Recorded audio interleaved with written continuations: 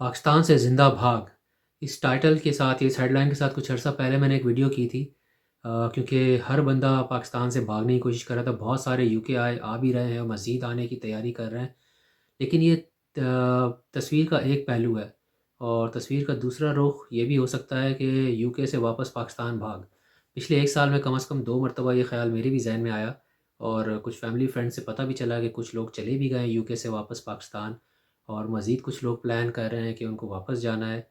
क्योंकि यहाँ पर भी बहुत सारे चैलेंजेस हैं और जो लोग नहीं जाना चाह रहे हैं, those who choose to stay, कि यहाँ पे नहीं रुकना है यूके में लंबे अरसे के लिए, फिर उसकी एक कीमत है और वो कीमत है कंप्रोमाइज़ लाइफ़स्टाइल, यानी जो आपका तर्ज़ ज़िंदगी है उसमें आपको बहुत ज़्यादा कंप्रोमाइज़ करना पड़ता है। अस्सलाम वालेकुम, मैं हूँ Farooq Baloch, London based financial journalist. पिछली वीडियो में मैंने ज़िक्र किया था कि यूके में कितने पैसे कमा सकते हैं। लिंक मैं डिस्क्रिप्शन में डाल दूँगा, अगर आपने नहीं देखी तो आप देख सकते हैं जाके।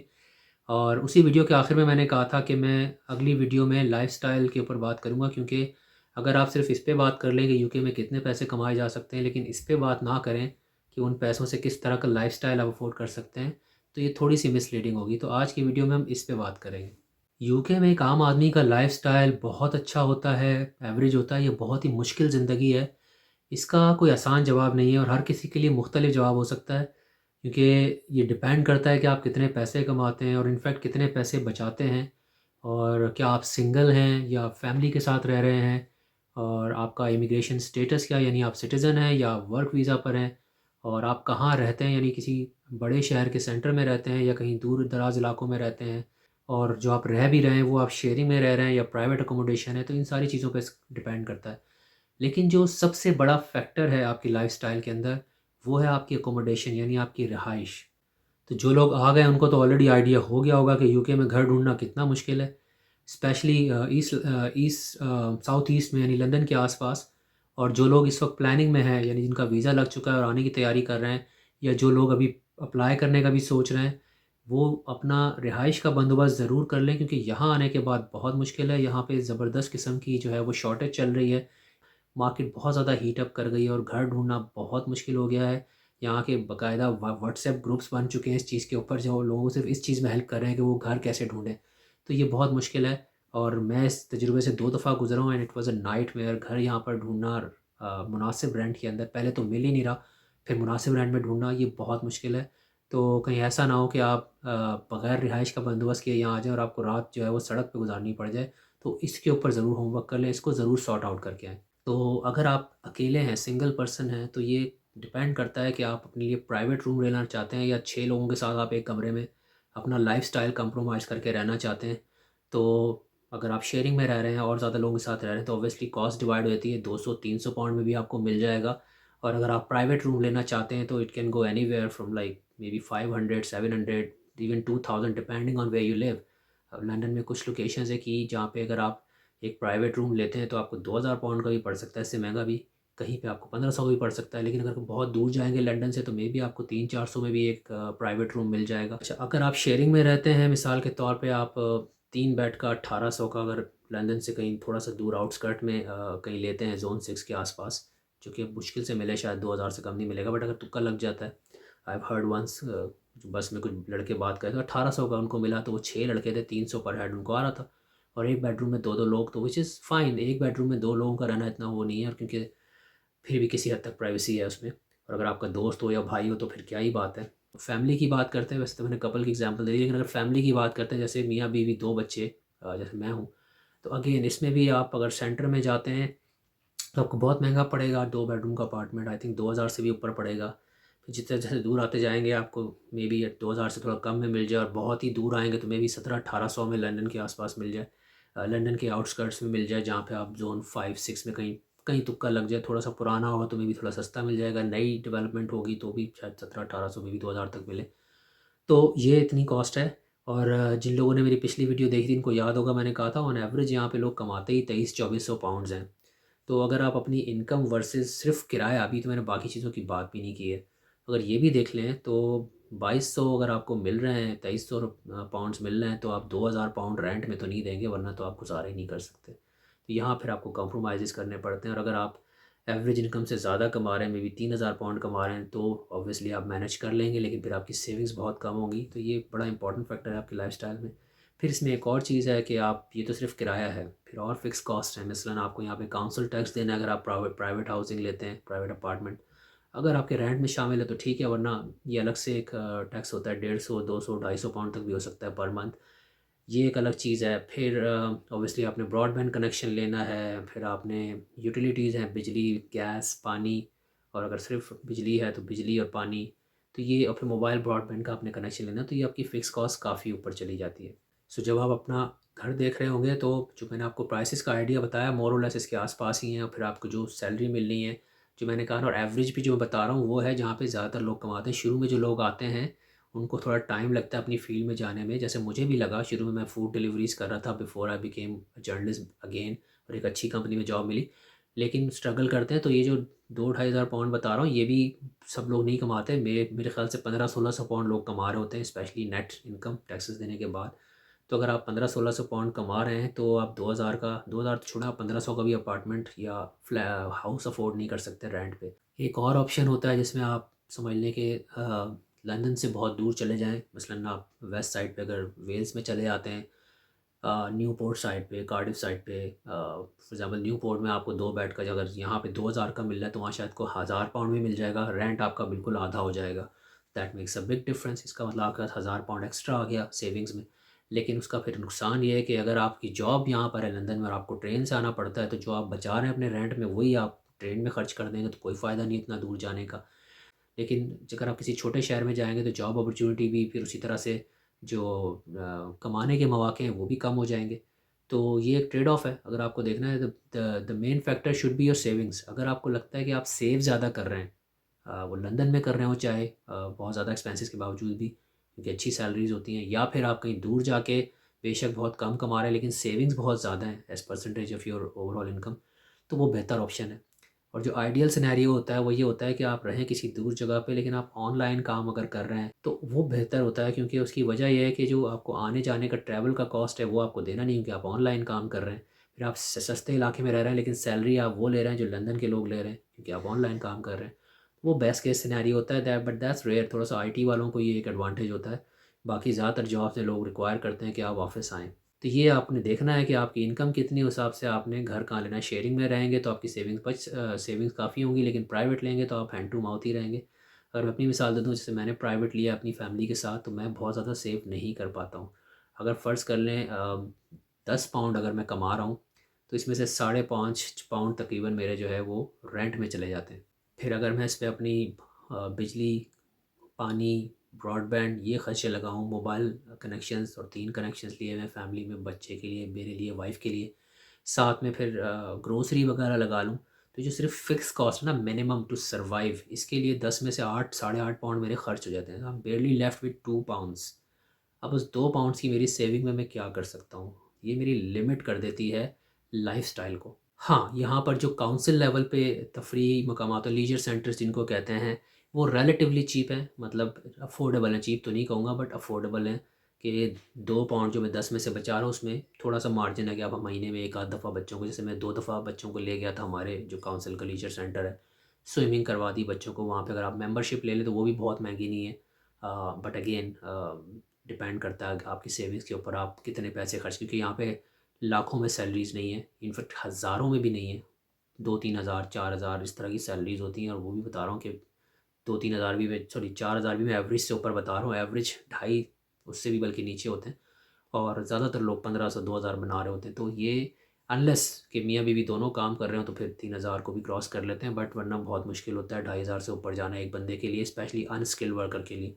सो उसमें आप ये भी नहीं अफोर्ड कर सकते, बट ये फिर भी रिलेटिवली आप अगर जाना है तो चीपर है। वहाँ पे आपको जिम मिल जाता है, स्विमिंग पूल वगैरह मिल जाता है, और स्पोर्ट्स एक्टिविटीज़ मिल जाती हैं। जैसे मुझे याद, शायद 2-3 पाउंड के अंदर आप 1.5 घंटे स्विमिंग कर सकते हैं।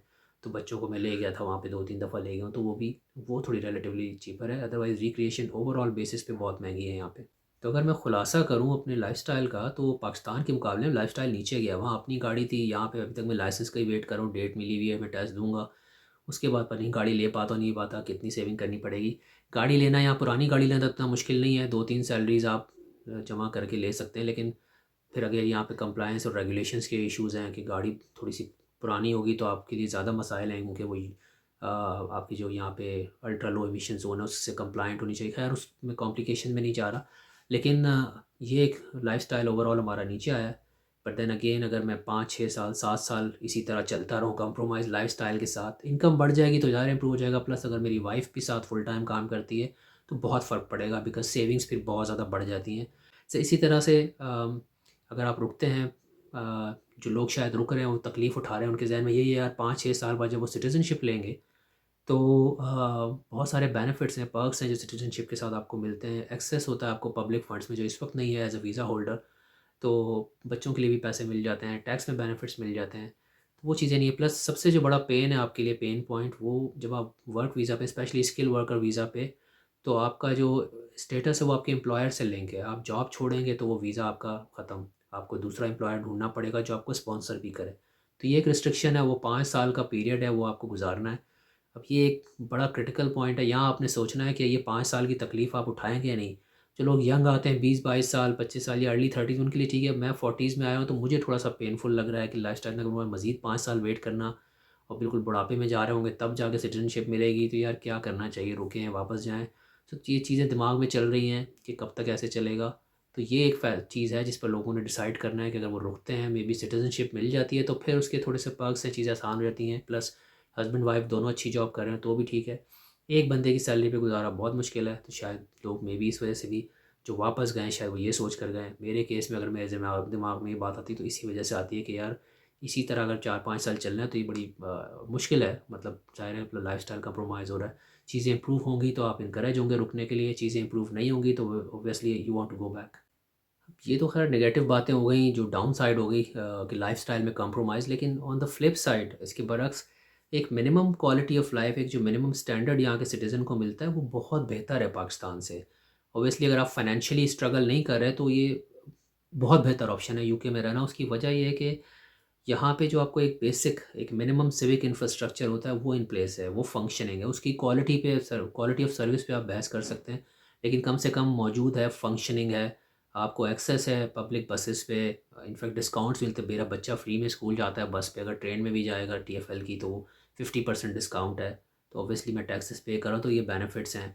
इसके अलावा ज़ाहिर है ट्रेन का नेटवर्क बड़ा ज़बरदस्त है, पूरे यूके में कहीं ट्रैवल, इवन यूरोप भी जाना हो ट्रेन सिस्टम मौजूद है, ट्रांसपोर्ट नेटवर्क बड़ा ज़बरदस्त है, रोड इंफ्रास्ट्रक्चर अच्छा है। अगेन कहीं छोटे-मोटे टूटे-फूटे रोड होंगे, लेकिन फॉर द मोस्ट पार्ट अच्छा इंफ्रास्ट्रक्चर है, फंक्शनिंग है। हॉस्पिटल्स इनके अगेन उसमें भी कुछ पेन पॉइंट्स हैं, लेकिन at least public health care system exist करता है, फंक्शनिंग है, फ्री एक्सेस है। Again free in the sense कि आपने एक बार वो अपना इमिग्रेशन हेल्थ सरचार्ज दे दिया तो फिर आपको मज़ीद कुछ नहीं पे करना पड़ता, मेडिकल ट्रीटमेंट फ्री है। इसी तरह स्कूल्स फ्री हैं, अगेन वो भी आपके काउंसिल टैक्स से ही फ़ंड होते हैं, लेकिन एक बार आपने टैक्स दे दिया तो वो भी आपके लिए, बच्चों के लिए एजुकेशन फ्री है। और वो फ्री ही समझेंगे क्योंकि टैक्स तो आपको देना ही देना है, तो एजुकेशन फ्री है, मेडिकल ट्रीटमेंट फ्री है। फिर आपको ऑब्वियसली कचरा टाइम पर उठता है, आपका एक बहुत बड़ा पेन पॉइंट है पाकिस्तान में, स्पेशली कराची वाले समझ सकते हैं कि ये कचरे का निज़ाम कितना पाकिस्तान में, इनफैक्ट कराची में तो है ही नहीं।